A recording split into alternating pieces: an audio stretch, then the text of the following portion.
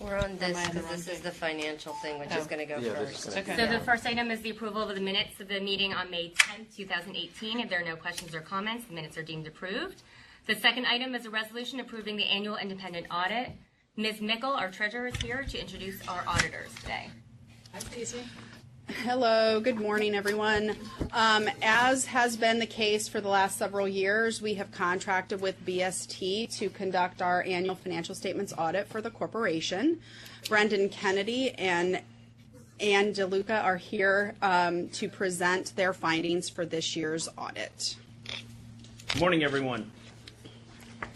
For the purposes of today's presentation, we're going to be working off of this document that was distributed in advance. Hopefully it's sitting on your laptop machines. So with that said, I'll take us through this presentation. If you have any questions, comments, or concerns, please stop me, and we'll be happy to address them. So with that said, flip past the cover page, you get to the table of contents. Table of contents simply outlining the areas that we'll be discussing here today. Past the table of contents is our executive summary. BST substantially completed our work on June 12th, 2018. You contracted us for 3 deliverables. 1, a report on the financial statements. 2, our Yellow Book report, which is a report on internal controls and compliance in accordance with government auditing standards. And 3, our required communications. It's a separate deliverable included in your package, but many of those required communications I will be making here to you today as part of this presentation. We did not identify any internal control deficiencies. We did not identify any material noncompliance that would impact the financial statements. With that said, we do note HUD's ongoing audits and question costs. To this point, that has not impacted the financial statements that we're presenting to you here today. There were 3 uncorrected audit differences, and we agree with management that those differences are immaterial to the financial statements as a whole. And BST will issue an unmodified opinion on the basic financial statements upon your approval. An unmodified opinion is the highest level of assurance that we can give you, the board, that the financial statements are free of material error. So an unmodified opinion is a clean audit opinion, and that's the opinion I believe you were looking for. In addition to myself and Ann, I wanted to highlight that BST does team with an MBE partner. Watson Rice, located down in New York City, had a substantial role in the engagement. They did a lot of our testing on the storm recovery efforts down there at Beaver Street. So Watson Rice was our teaming partner for the 2018 financial statement audit. Pages 4 and 5, I'll just give you the quick overview. These pages are simply outlining the format and construction of the financial statements. That's about a 30-page PDF document that should be included in your materials. The first 2 pages, the independent auditor's report, is actually the only piece of the financial statements that BST owns. The remainder of the document is yours, the corporation. You're responsible for the fair presentation and preparation of that document. As already alluded, BST will be issuing an unmodified opinion. That's the highest level of assurance we can give you.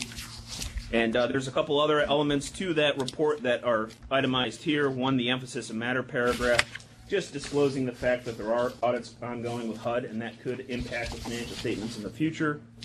Our reference to required supplementary information, which we do audit procedures on, but don't express an opinion on.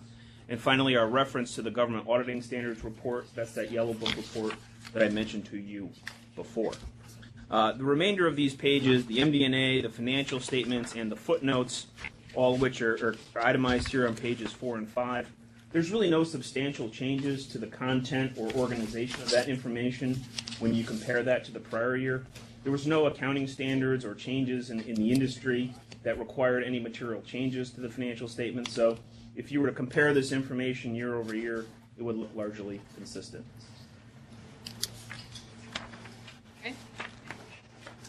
Moving on to page 6, areas of audit focus. A lot of these items, again, should look fairly consistent with the prior year. We do significant audit procedures over cash and investments, mortgages, accounts payable, and then some of your accounting estimates such as the OPEB liability, revenue recognition. We do a significant amount of work down in New York City over the disaster recovery program, and of course bring it all together with our financial reporting process and journal entry test work. There were a couple of correcting entries, again not material to the financial statements. They're included in your representation letter or required communication package, and again those are not material to the financial statements as a whole. So overall, we had a very successful audit here with the corporation personnel. Pages 7 and 8 are required communications, and then after that, that'll pretty much wrap up our presentation. We did evaluate the corporation's accounting policies, which are disclosed in footnote 1 to the financial statements. We found them to be appropriate in the context of the financial statements. As already mentioned, there were no significant accounting policies changed, adopted, or new accounting standards that impacted the corporation's financial statements. We did not come across any unusual transactions, disagreements with management, and excluding the disaster recovery program that we've already discussed, there was no significant issues discussed with management. We did not encounter any difficulties during the audit, and there were no material uncorrected audit differences. As already stated, we do not have any control deficiencies that we would present to you today as part of our presentation, as part of our audit. Page 8 outlines some of our significant accounting estimates. We do have some property that's held, our other post-employment benefit obligation, our net pension liability, which is presented by the state, our mortgage loan receivables, and accrued expenses. So in each case of these estimates, we evaluate the underlying data making up the balance, look at management's estimation process, and make sure that it all appears reasonable. The only material written communication between BSD and management is our representation letter, and that'll be signed subsequent to the approval of these financial statements. So overall, it was a successful audit. We received the full cooperation of corporation personnel. We enjoy working with the corporation, and to that extent, if you have any questions or comments, we're happy to address them now. I have a quick question. Thank you.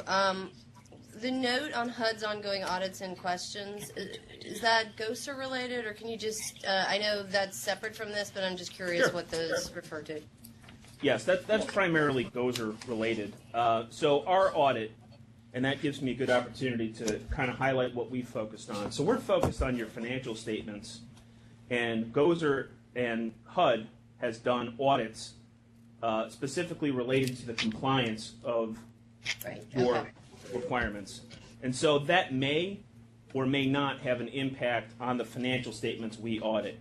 So based on the information we have at this point, there's nothing that we would change or disclose in these financial statements. It's possible in the future, as it unwinds, there could be a financial impact to the corporation. So we simply make that disclosure. Yeah. But to answer your question, yes, it's primarily storm recovery related. Great, thanks. Okay. Are there any other questions? No? Giving the same first and seconds, all in favor, please say aye. Aye. Thank you. The audit report is adopted. Thank you. It's nice to have a clean audit. Yeah. You're doing great. The next item on the agenda is a resolution approving the procurement report and procurement contract guidelines. And we have Ms. Gibson-Obama and Ms. Cassandra Ward? Powell, excuse me, here presenting this item. So the annual procurement report of the Housing Trust Fund Corporation is before the members for approval pursuant to the corporation's procurement and contract guidelines in Section 2879 of the Public Authorities Law, which require the members to approve the corporation annual report within 90 days after the conclusion of each fiscal year. Accordingly, it is requested that the members approve the corporation's annual report for the fiscal year ending March 31st, 2018. An annual report approved by the members must be submitted to Division of the Budget with copies to the Department of Audit and Control, the Department of Economic Development, the Senate Finance Committee, the Assembly Ways and Means Committee, and the Office of the State Comptroller. The corporation will also submit its annual report online using the Public Authorities Reporting Information System, PARIS. In order to assist members in their review of the MWBE data in the annual report, and to ensure that issues relating to MWBE participation are fully addressed, a summary of relevant MWBE information is included. The annual report also includes comparative annual data. The data excludes an analysis of GOSR MWBE participation, as federal funds are not subject to the requirements of the New York State's Executive Law, Article 15A. However, GOSR makes every effort to meet the state's MWBE participation goal. My colleagues from GOSR will speak more about that in a moment. In presenting this data, staff notes that the corporation's contracts fall under three categories: excluded, exempt, and contracts offering procurement opportunities for MWBEs, thus affecting the dollar amount of participation by MBEs and WBEs in corporation contracts and purchase orders. HTFC's MWBE primary and subcontracting procurement goal was set at 30%, where the MBE and WBE goals were each set at 15%. The corporation achieved 48.65% in overall MWBE participation for procurement contracts and purchase orders in fiscal year 2017 to 2018, exceeding their 30% goal. The corporation has been extremely aggressive in their efforts to increase MWBE participation on all procurement opportunities. Under the direction of the corporation's MWBE director and in collaboration with the various departments, the corporation is extremely pleased with the great success in the MWBE participation and the procurement of goods, materials, and professional services. The corporation's annual procurement report for the period ending March 31st, 2018 is being submitted to the corporation's members for approval. It is respectfully requested that the transmitted resolution be adopted by HTFC's members, approving the corporation's annual procurement report for the fiscal period ending March 31st, 2018. And now my colleague, Cassandra Howell, will speak on the GOSA component of the report. Can I just ask a question on that? Sure.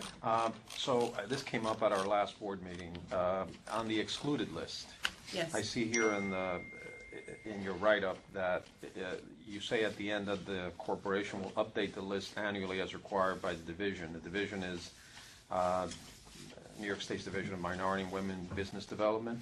Do we update it ourselves? Do we do any outreach to see if we can find folks that can eliminate entities from the excluded list? Or do we just rely on the Division of Minority and Women's Business Development? ESD is who hosts that list, right? And so, I'm sorry, I didn't mean to. Sure. Separately, our unit does outreach, both to the contractors with whom we work as well as with businesses, but the list that we're talking about is maintained by ESD of organizations that they've, because you have to be pre-certified in the state in order to be an MWBE. So you have to be on that list. Okay. You're asking in terms of can we get... Oh, so I guess the paragraph that I'm reading here says there's a list that that this division has that includes services that have been determined to have no MWB opportunities. And so then we say at the end of the paragraph that we will update the list annually, the corporation, as required by the division. So that's the one that I didn't understand. So the division has the list of excluded, right? And what is the list that we update? We have our own list. And we have a link. And we have a link to theirs, right? Okay.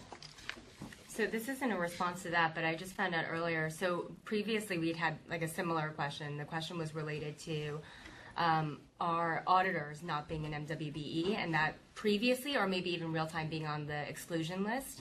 And what we also found out is even though we were not at that time required to go out for MWBE, we still did ask them to partner, and they did in fact, just announce too that they partnered with Watson Rice. So even if it is on the exclusion list, we do still try to go out for MWBE, which is a really nice initiative as a part of what we do. So I'm not sure if that it doesn't respond to the question on whether or not it's updated, but at least you do know that even if it's on the exclusion list, it's not like you turn a blind eye. Good. Okay. And then I would actually like to add to that, if you don't mind, just to say that on the Governor's Office of Storm Recovery in our MWBE program, we have outreach that Jamelia and her team does. And what we actually do is we help people to become MWBEs in regards to giving them the means and the resources to give them the information to support them, and also to guide them filling out the applications and so forth, so that they can partner up with prime vendors on our side. Okay. That's great. Thank you. Any other questions? Okay, there are no changes to either procurement reports. And assuming the same first and second as I thought previously. were you going to say? You should say what you achieved on MWBE Yeah. also. On GoStar. Yes, so we're going to go Oh, over. I'm sorry. No, I interrupt. Right. So in regards to the Paris report, I'm just going to note that it's a listing of all the GOSA contracts to include the contract value, the amounts paid against each contract in the current fiscal year, along with the inception to date amounts, to also include the balances available left in each of the contracts. The list is also comprised of GOSA's purchase orders, whereby the aggregate amount paid in excess of $5,000 to one vendor has been identified on the report. I'm going to pass it over to Jamelia. Thank you. As previously mentioned, my name is Jamelia Nathan. I'm the Chief Diversity Officer at the Governor's Office of Storm Recovery, and we oversee the diversity and inclusion agenda for GOSER, including MWBE utilization. As previously mentioned, while HUD regulations require MWBE participation and that good faith efforts be used to achieve utilization, they don't require a specific goal. However, GOSER, through guidance from the Empire State Development Corporation's Division of Minority and Women's Business Development, has implemented New York State's established goal of 30%. So we essentially, as a policy, decided that we would apply MWBE goals to our federally funded projects.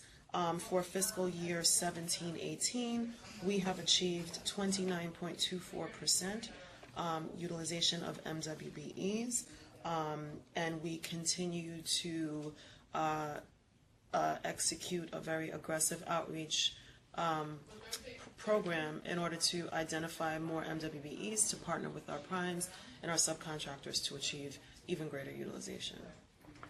Happy to answer any questions. Thank you. So this is because this came up when Adams brought up at our meeting, and you see here HTFC paid $16 million and change, right, to vendors, but 59 was excluded. Yeah. 151 was exempt. So in essence, they had 641,000 for the NWBs, and that's the thing that happens with us too. Right. You know, where there are so many services that unfortunately are excluded, and that's the reason I'm asking, because at our meeting he made a big deal about the fact that it's great to focus on the good numbers, but if they're going up against a very small because of the large exclusion, we should focus on whatever we can do. You know, but anyway, that's why I brought it up. Okay, thank you. And that's something we can make a note too with, you know, our Office of Fair Housing with like Wanda's group too, and try to see if we can work together on I think they're keenly aware of this. Yeah, no, They fight it every ready? day. Yeah. Okay, all right. Unfortunately, a lot of what we do has some areas, trustees and things that. It's a lot of it's bond. I mean, the procurement is a relatively small portion of the overall budget, at least on the non-GOSER HTFC side. But getting, I think Alex put it right. They are keenly aware and looking for every opportunity. So. And just to note, on the GOSER side, 98.91% of the money we spent in the fiscal year had goals applicable. Oh, good. So we had goals applied to almost 100% of our fiscal year spend. That's great, because you guys are not in this number, right? Correct. All right. In the 16 million, Yeah. right? That's non-GOSER HTFC, right? Yeah. Okay. Good job. Any other questions? Sorry to cut you off. Assuming the same first and second as previously submitted, all in favor of adopting our procurement policies and the report, please say aye. Aye. Thank you. The motion is passed. The next item on the agenda is a resolution authorizing an extension of a contract with Community Preservation Corporation for the administration of the Small Project Affordable Rental Construction Program. Mr. Flesher. Can throw one of the ladies with us. Right over there, since I don't prefer not to speak to the director's matters. Thank you very much. Thank you. Thank guys. you. Hello. I'm requesting the directors to amend the contract with Community Preservation Corporation as administrator for the Small Project Affordable Rental Construction Program, affectionately known as SPARC, to extend the term for 2 years. SPARC is a small program designed to make loans to 8 to 20 unit projects in areas impacted by the covered storms for GOSER, using GOSER funds.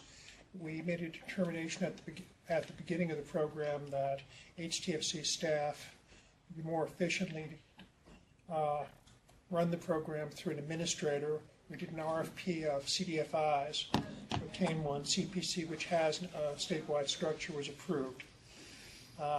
We also, working with us and with the GOSER directly, CPC then did an RFP, which had a couple of rounds as detailed in the memo. We have 5 projects that have closed for about $16.6 million, and I believe 88 total units. An additional project is still in the pipeline, which may close. The way we structured these deals is having CPC provide the construction loan, and we're doing a takeout at the end of the deal. Because of that, this is kind of an extended process where CPC is working on these for longer than the original period. Once we close the deals, we'll use an intercreditor agreement with CPC so they provide some services going forward. We'll also have HCR staff monitor the projects.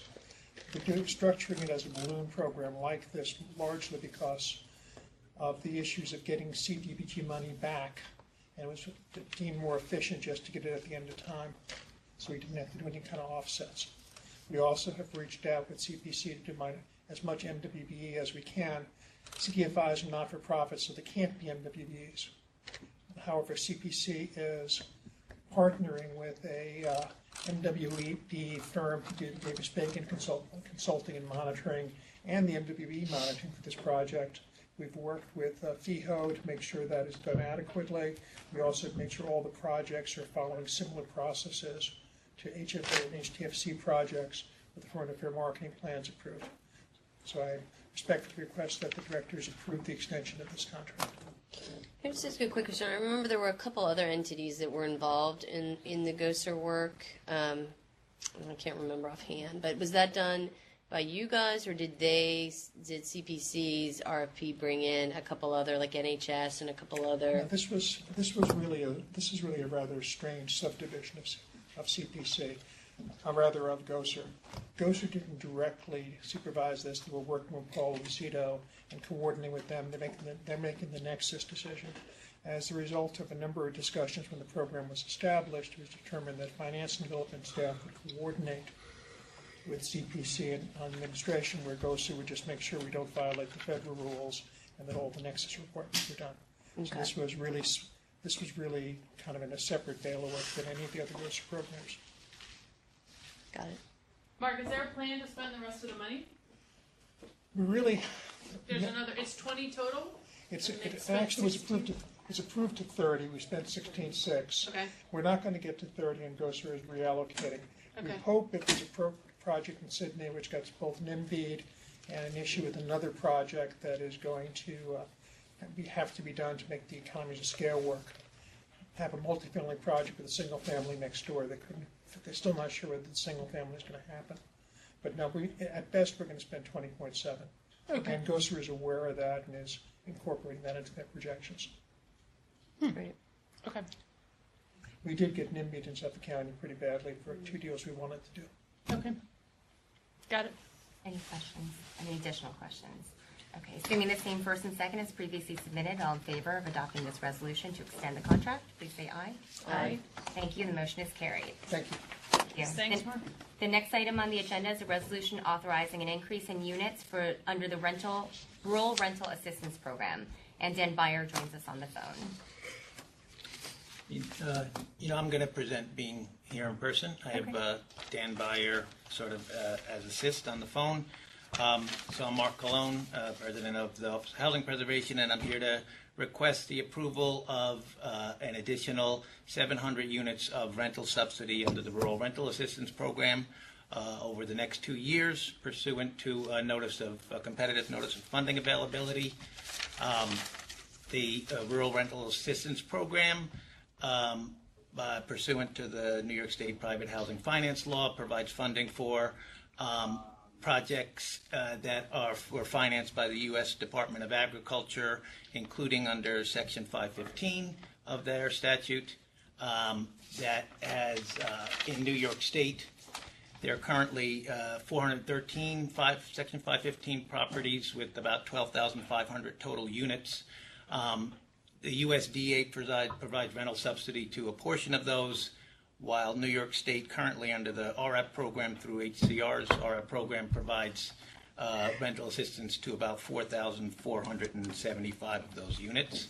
For at least over the last 10 years or so, a collaborative effort between HCR's RAP staff with our weatherization staff has resulted in some significant energy savings to the 515 portfolio, and which reduced the utility allowances for those and has realized unforecasted savings in the portfolio that allows us to be here today to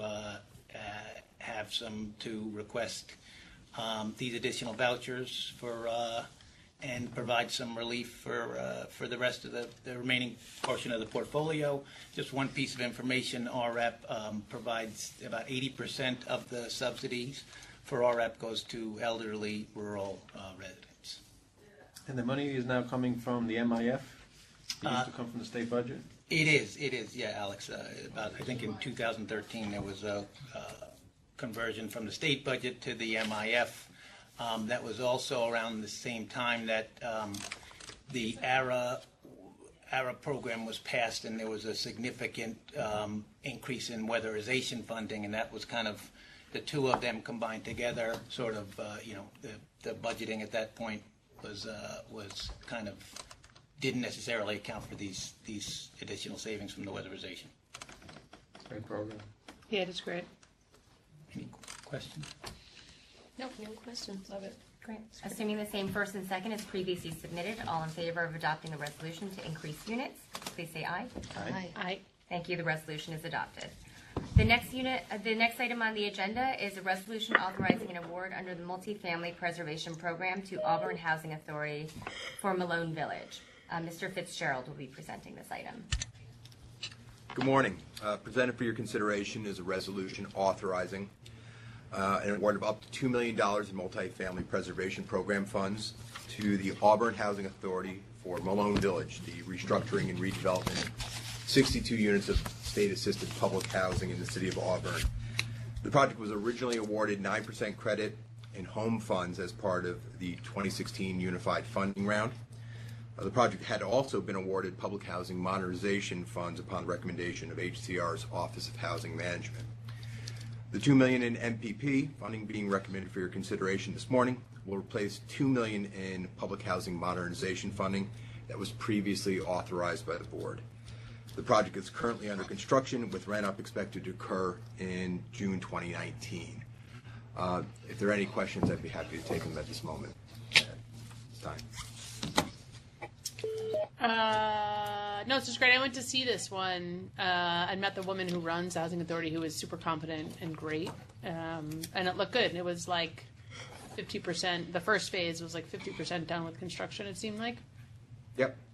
Yeah, it's a good team. Yeah. Auburn's a strong housing authority, and they're partnering with Bruce Levine, so it's a good combination. Yeah, it seems great. No questions for me. All in favor of adopting this resolution, please say aye.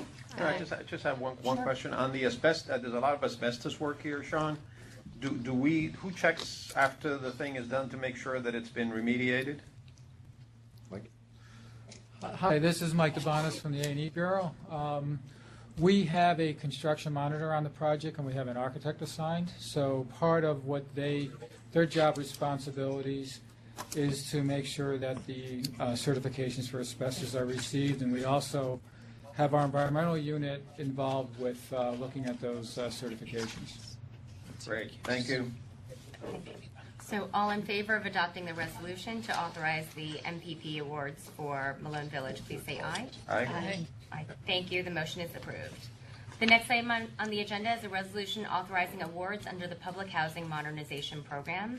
Ms. Lewis and Mr. Walcott are here to present on this. Good morning.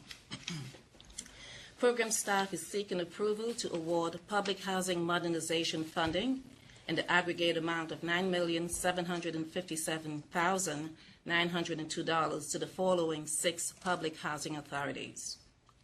Greenwood Housing Authority, $1,727,385 of recaptured PHM funds to address its underground heating pipes, door and window replacement, play area, and parking lot repaving projects. Kingston Housing Authority, $5,334,517 to address lead abatement and asbestos issues, roof replacement, water tank replacement, site work, and ongoing interior renovation. Little Falls Housing Authority, $476,000 for gas piping replacement, door replacement, and a smoke-free sitting area. Salamanca Housing Authority, $950,000 to address renovation of 40 kitchens and to complete sidewalk replacement and paving. Tonawanda Housing Authority, $885,000 to be used for door replacements, intercom and door release system, parking lots, and sidewalk replacement and repair. Wilnell Housing Authority, $385,000 for apartment bathroom upgrades and sidewalk repaving projects. Are there any questions? Nope, not for me. Great. So thank you. So assuming the same first and second as previously submitted, all in favor, please say aye. Aye. Thank you. The motion is approved. The next item on the agenda is a resolution authorizing an award under the Low Income Housing Trust Fund Program for Butternut Crossing. Mr. Fitzgerald. Sean, this one keeps coming back. Just before you begin, I understand we've got a hard stop at 12:15, and we are at number 8 on an agenda of 30, although 8 of those are consent. So we have one of two options. We could either just ask for very brief introductions to the resolutions unless the board needs additional information, and if we need to adjourn and reconvene, we can do that. So, Sean, if you want to just give a quick summary. Sure. This resolution authorizes the substitution of up to $2.2 million in home funds with Low Income Housing Trust Fund for Butternut Crossing. This is a project that was funded in the 2015 Unified Funding Round. It's under construction. We closed in 2017. But HUD raised some concerns about our documentation of the home funds, and our Office of Finance, Office of Community Renewal advised that we should substitute the home funds with HTF. The HTF funds this is an eligible purpose for the HTF funds. We have funds uncommitted at this time, and until the situation with HUD is sorted out, we're recommending the replacement of the home funds for your consideration. Okay. Assuming the same first and second as previously submitted, all in favor of adopting this resolution to swap out the home funds for Low Income Housing Trust Fund funds, please say aye. Aye. Aye. Thank you. The motion is carried. The next item on the agenda is a resolution ratifying the authorization of an extension and increase of an award under the Community Investment Fund for Sunset Park Library. And generally, we would have Mr. Fitzgerald present this, but I want to indicate that the members reviewed this on June 11th, and if there are additional questions or requests for an additional presentation. This was before the MIF too, I think. Right. Right. So assuming the same first and second is previously submitted, all in favor of ratifying the previously passed resolution, please say aye. Aye. Thank you. The resolution is passed. The next item on the agenda is a resolution authorizing an award under the New York Main Street Technical Assistance Program. Mr. Purvis is here to present this item. Good morning. We're requesting $13,775 in Main Street technical assistance to the town of Southport in Chemung County to complete feasibility studies for up to 5 buildings on Cedar Street within the town. The TA program for Main Street was developed in 2013 and went under an open round format in 2016. And just for informational purposes, this is the final award under the open round, as the TA program will return to the annual competitive CFA process this year. So again, we're requesting a recommendation resolution to the town of Southport for $13,775 in Main Street TA funds. And is there a person, is there all in favor of adopting the resolution? Say aye. Thank you. Motion is approved. The next item on the agenda is a resolution authorizing an award under the CDBG Program for Economic Development to the City of Hornell for TTA systems. Mr. Purvis. Thank you. The City of Hornell is requesting $400,000 in CDBG economic development funds to assist TTA with renovation expenses and the purchase of machinery and equipment, as well as working capital expenses. TTA simply provides all of the components of passenger rail cars. They have clients such as New York City Transit, Washington Metropolitan Area Transit Authority, and the Massachusetts Bay Transportation Authority. They're looking to upgrade their existing truck shop in order to assemble high-speed rail car trucks. It should be noted that the City of Hornell was previously awarded $450,000 in 2011 to assist TTA, which they successfully created 31 full-time jobs. This includes expansion beyond the scope of the 2011 project. The proposed total project cost of $1,349,635 will create 30 full-time jobs over 2 years, with 29 to benefit low to moderate income persons. CDBG funds will be used for working capital and machinery and equipment, and the cost per job is $13,333. And each dollar in CDBG funds will leverage $2.37 in private investment. Requesting a recommendation resolution to provide economic development funds to the City of Hornell for assistance to TTA systems. Question. All in favor of adopting this resolution for an award to the City of Hornell, please say aye. Aye. Thank you. The motion is approved. The next item on the agenda is a resolution authorizing an award under the CDBG program for economic development to the town of Harmony for Castelli America. Mr. Purvis. Thank you. No place better to end than in Harmony. They requested $516,000 in CDBG funds to assist Castelli America with the purchase of inventory as well as training expenses needed to expand operations in their current location. They are the first U.S.-based manufacturing facility of Nuova Castelli Group, a leader of Italian and specialty cheeses, and they currently manufacture mozzarella and ricotta in their Chautauqua County facility. It should be noted that they are the only viable outlet for 80 Amish farms in the area that provide milk, and they are critical to other local dairy farmers as well. They took on the existing plant from a previous cheese company, and also assumed that other company's long-term debt.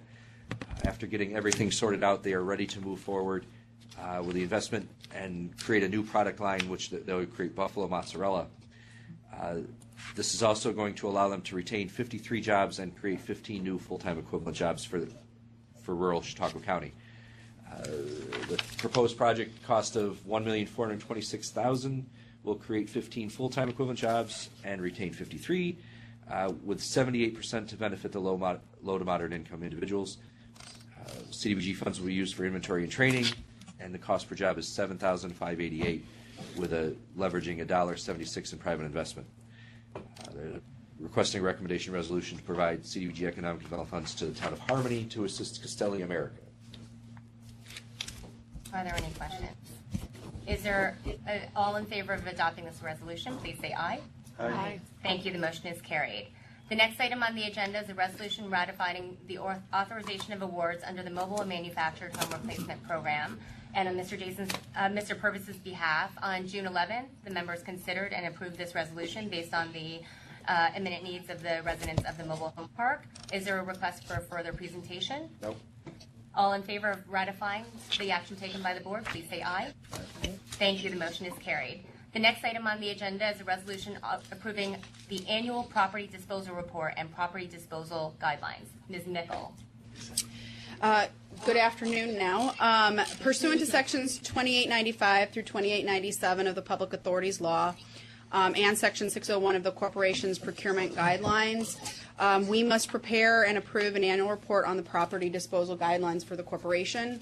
As has been the case in the last few years, we have been purchasing properties through the Governor's Office of Storm Recovery.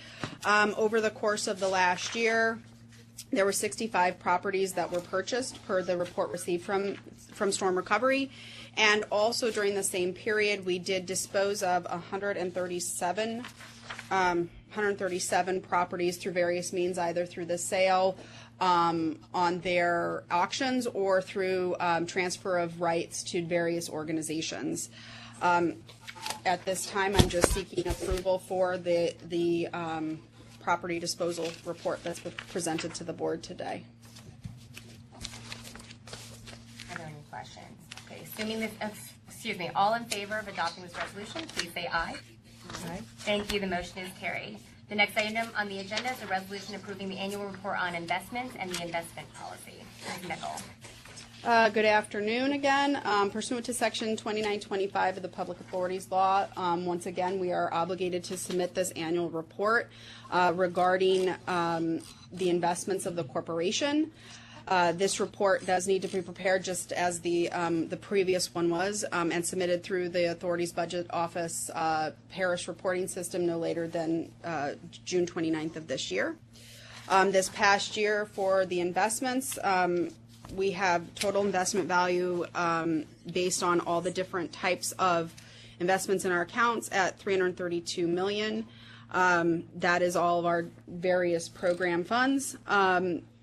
We received a little over $1.3 million in investment or in interest over the course of the year, and we have accrued interest that wasn't yet received of $1.4 million. Total fees paid this year were $388,000 to the Division of Tax and Finance to act as our fiscal agent.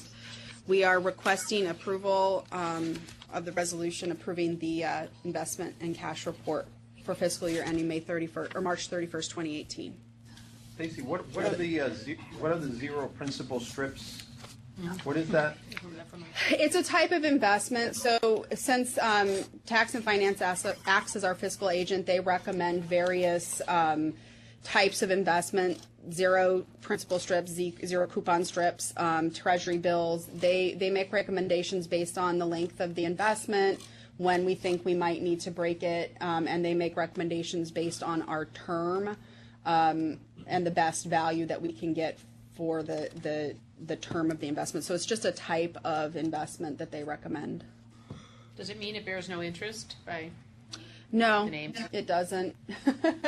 I don't know the technical reason why it's called a zero coupon or a zero principal. It's just another type of investment that Treasury does on our behalf. Usually usually on the Z strips, they are easier to break and we don't have a lot of fees if we have to break them early. All in favor of adopting the investment policy and the investment report, please say aye. Please say aye. Aye. Thank you. The report and the policy are adopted. The next item on the agenda is a resolution approving the mission statement performance report and amended mission statement.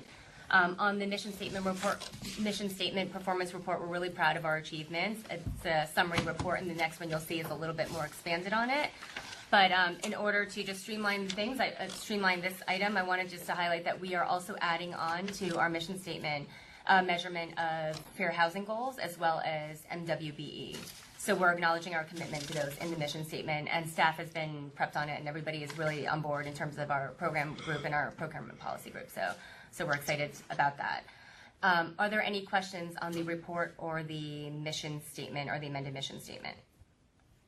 All in favor of adopting the amended mission statement as well as the report, please say aye. Aye. Thank you. The motion is carried. The next item on the agenda is a resolution approving the annual report on operations and accomplishments. And again, this is what I was saying. It's a little bit more broken down for you. It gives a really great broad highlight of all of our achievements, and all of those are attributed to our fantastic staff, from the program office heads to Stacy and her team. So it's a really exciting report to actually put together and to see every year. So many thanks to all the program staff that have helped with this. Great. And so this is also part of our public reports that are required by the ABO.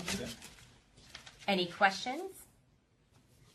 All in favor of adopting this report, please say aye. Aye. Thank you. The resolution is adopted. The next item about the board self-evaluations is going to be tabled, but it will have to be approved in writing, as these will be required before the end of the month to be submitted to the ABO. So do we still need, that's us? We need Ruth Ann's. Okay. Yeah. Right. The what? We need your self-evaluation. I know, I never do mine, sorry. That's okay. The next item on the agenda is a resolution approving the amended bylaws. This is actually something that we could table. How'd it go? How'd you do? I was evaluating the two of you. You did great. It's not so confidential when it's only 2 people responding for last year. Who wrote that about me? But you should take the time to review yourself, to review each other and yourselves. The next item we're going to table is the amendment of the bylaws. Can I just ask a quick question? Absolutely. Do I have that stuff on the evaluations? So you don't. Because so I'm new? It's the performance from last fiscal year. got So it. you're coming in after the last fiscal year, Okay. but you will get the aggregate report just to see. So you'll see how this board did last year. Got it. So I'll let Howard know. Yeah. The next item is a resolution authorizing an amendment to the contract with FedCap Rehabilitation Services for printing and mailing services. And Mark just stepped out. So we will skip that. The next item is a resolution Well, I guess, authorizing are an there amendment. any questions Oh. on the? I saw the memo, so I'm fine with it. Okay. Any other questions? So, assuming the first and second is previously submitted, all in favor of adopting the resolution, please say aye. Aye. Thank you. The motion is carried. The next item on the agenda. The next item on the agenda. Questions, Mark. Dan Byer was on the phone. That's why. Sorry. They increased, so in summary, they increased the contract amount to reflect the unknowns, which were reflected in the reality of last year's contracts. So now they're going to reflect the unknowns moving forward too in the aggregate. So the next item on the agenda is a resolution authorizing an amendment of grant agreements under the Access to Home for Veterans program. Mr. Purvis is here to present this item. Thank you. So OCR is requesting approval to amend the existing grant agreements awarded under the Access to Home for Veterans program to include the provisions of the new private housing finance law Access to Home for Heroes program. This amendment will also extend the grant agreements for a 12-month term beyond the date of the original board approval. Access to Home for Veterans has been available between 2015 and 2017, and members have authorized awards to qualifying local program administrators. Due to the program's narrow definition of disabled veteran, the local program administrators have been limited in their ability to deliver the Access to Veterans funds to disabled veterans throughout the state. To address the limitations and enable the funding to assist disabled veterans, the legislature has established the Access to Home for Heroes program, which enables previously appropriated Access to Home for Veterans funding to be used under the revised parameters. Specifically, the new legislation provides a broader definition of disabled veteran, and it is expected that this new definition will allow local program administrators to qualify more veteran participants for the program and commit the underutilized funds. The list What of was the, program. what was the change of the definition? Sorry to interrupt you. It was a technical change. I think previously, Jason, wasn't there limitations around when the veteran was disabled, right? It had to be. It was time of war. There Time were of only war, a right. couple It'd of be a very time of specific war, right? war So they got rid of that, so now it doesn't have to be. Broaden it. Right. That's great. That's great. Right, this was negotiated with the Senate. We had wanted even greater flexibility. They were really concerned around keeping the limitation really to disabled veterans because the feeling is there was very little other resources to help. And at the time of the negotiations, we undertook to make it retroactive in essence to cover previous years. So that's the need for the amendment of the contracts. We're trying to give the flexibility to the grantees who have funds remaining to be able to expend them under this broader definition. And that was the primary change. Was just you didn't have to be injured in war. You didn't have to be you don't have to be disabled. In war. There's a In war, timing you of can just be disabled. a disabled vet. Right. That's great. There's a specific phrase that just limited participation to a degree that the program wasn't very useful. Yeah. So we struck that, and we're glad that we're able to put this funding back out to the communities. That's great. I feel like I talked to Kathy about this, but I got think a you little bit like in the probably loop with it did. about it with her. So I'm glad. 2 or 3 years of trying to get this done, so we're happy to have it. Awesome. Okay. All in favor of adopting this resolution, please say aye. Aye. Thank you. The motion is carried. Are we gonna let you Our, finish, Jason? no, our last action item is a ratification of a resolution authorizing awards under the Buffalo Main Streets Initiative. And on Mr. Purvis's behalf, the members considered and approved this award on June 21st, and now it is up for ratification. Okay. Are there any requests for a presentation on this item? Nope. Okay, assuming the same first and second as previously submitted, all in favor of adopting this resolution, please say aye. Aye. Thank you. The motion is carried. The remainder of the items are informational items. They are just for review. No board action is necessary. We have a review of the current officers, an annual review of a contract with CVR Associates, annual review of housing technical consultant services contracts, and these are all, the annual review of contracts are just required pursuant to our procurement policy. The review of secret concur summaries, the review of secret type 2 projects, a review of secret determinations for projects under GOZER, a review of authorized contracts under GOZER, a review of our ethics report. And the ethics report is fine? The ethics report is fine. So Gabrielle Farina with Ms. Manley put it together. It shows a list of... There's one strike right there, though. And the last item is a review of the report on prompt payments, and our prompt payment policy is going to be reaffirmed. Great. Are there any remaining questions, comments? Okay, so our next... Sorry, you saying it's Dan Byer. Was the SUDCAP contract covered? I couldn't hear. Yes, it was already approved. Thoroughly. All right, sorry, thank you. No worries. So if there are no remaining questions or comments, assuming the same first and second as previously submitted, all in favor of adjourning the Board Governance Committee and Audit Committee meetings, please say aye. Aye. Thank you very much. Well done. You did it. Thanks, And you guys everyone. are exactly on time. I know you're a little over. We now know that you should run all of our meetings. Very well done. Well, it's funny. I'm used to the fast meetings. So do you remember that from even like Thanks, the down Dan. days? They'd be like, "We've got 7 minutes left, guys." You talk very fast, very efficiently. You're well suited to work with Ruth Ann. Thanks, Dan. That's skill level. Get to people to quick. Very well done. I'm going to go to the bathroom and I'll be right back. Okay. Is that SUNY thing really happening on Friday? It's only on your calendar. It's a... Oh. How are you?